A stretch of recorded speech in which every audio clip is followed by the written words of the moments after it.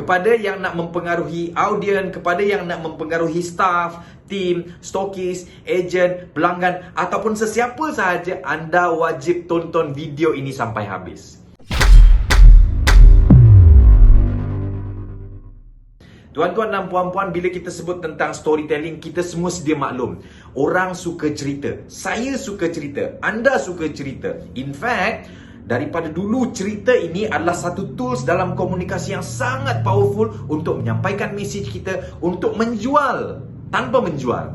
That's why dalam program Powerful Storytelling, kami akan kongsikan dengan anda 6 powerful modul. Dan modul yang pertama saya akan kongsikan dengan anda tentang apakah pattern storytelling yang digunakan di peringkat antarabangsa. Dan saya juga akan kongsikan, saya juga akan bongkarkan orang-orang yang telah bergelar juara dunia, apakah pattern-pattern storytelling mereka. Itu yang pertama. Modul yang kedua saya akan kongsikan bagaimana untuk introduce ourselves supaya kita akan kelihatan berkredibel, supaya orang mudah terima kita, supaya orang lebih respect kita dengan teknik My Story. Dan dalam teknik My Story ni ada 5 plot point yang kita perlu faham untuk kita craft our own My Story. Dan akhirnya tuan-tuan dan puan, orang akan mudah terima anda dan insya-Allah apa yang anda sampaikan orang lebih mudah terpengaruh. Dan yang ketiga saya akan kongsikan apakah 3 pasal utama, apakah 3 anatomi ataupun structure dalam storytelling. Dan ianya akan membuatkan orang mudah terbuai dengan cerita anda dan mudah faham apa yang anda sampaikan.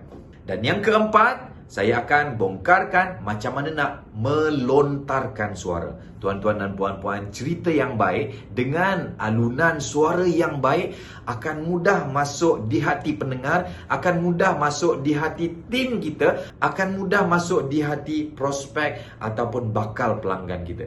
Justru lontaran suara juga sangat penting dan saya akan bongkarkan bagaimana untuk melontarkan suara dalam storytelling. Dan yang paling penting, jika kita sudah tahu apakah pattern storytelling international dan juga world champion storytelling, kita sudah tahu apakah 3 pasal utama, kita sudah tahu bagaimana nak craft my story, dan kita tahu macam mana nak melontarkan suara, yang paling penting saya akan kongsikan macam mana nak craft cerita itu dan akhirnya anda akan dapat hasilkan story anda. Dan yang paling penting, setelah anda dapat menghasilkan cerita anda based on your own experience, insya-Allah orang akan teruja, orang akan lebih respect dan orang akan terinspirasi dengan tuan-tuan dan puan-puan.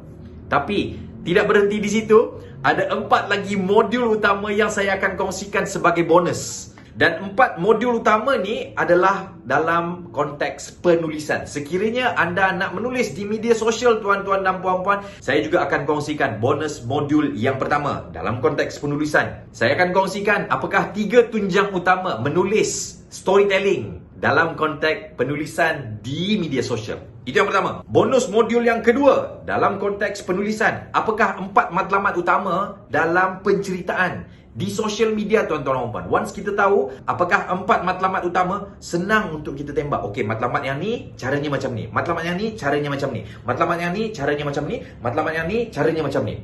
Dan bonus modul yang ketiga, saya akan share dengan anda apakah 3 ciri-ciri teknikal untuk menulis moral of the story dalam cerita anda dalam bentuk penulisan. Tuan-tuan dan puan, cerita yang baik adalah cerita yang mempunyai moral of the story ataupun pengajaran. Cumanya, apakah ciri-ciri teknikal? Ada 3 ciri-ciri teknikal yang saya akan bongkarkan kepada tuan-tuan dan puan-puan. Dan yang paling power tuan-tuan dan puan, saya akan share dengan anda apakah 3 power beat yang akan membuatkan headline anda, perenggan pertama anda, membuatkan orang teruja untuk klik next, untuk orang baca seterusnya dan akhirnya orang membaca keseluruhan story tuan-tuan dan puan-puan.